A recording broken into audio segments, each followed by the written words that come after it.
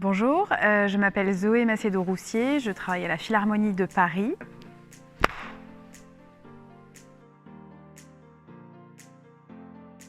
Dans le projet de la Philharmonie, la générosité tient une place toute particulière. Tout ce qui relève du champ social, de la démocratisation culturelle, de l'innovation peut bénéficier du soutien du secteur privé et de la générosité de notre public.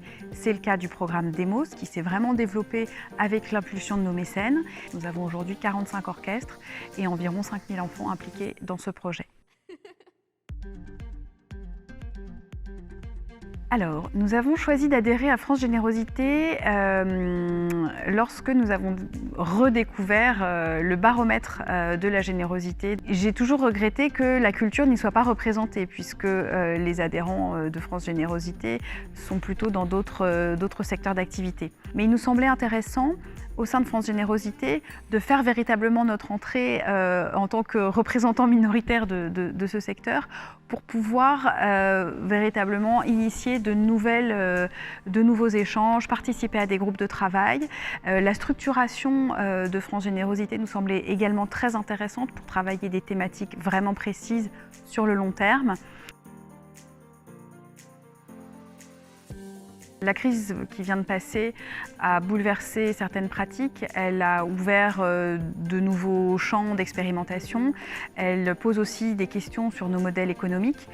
Donc la période à venir va être cruciale pour redéfinir nos stratégies et l'accompagnement d'une structure comme France Générosité nous semble assez intéressant pour justement croiser nos regards.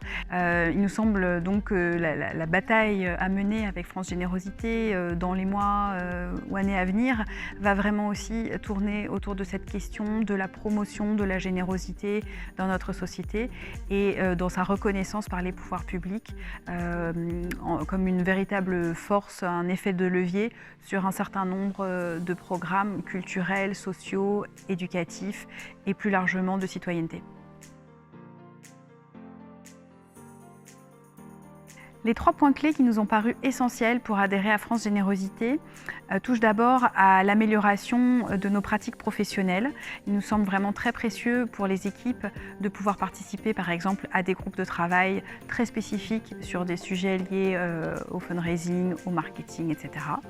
Le deuxième point qui nous semble très important, c'est la vision macro que propose France Générosité à travers le baromètre ou à travers des études sectorielles qui nous semblent pouvoir véritablement enrichir la réflexion et alimenter nos stratégies.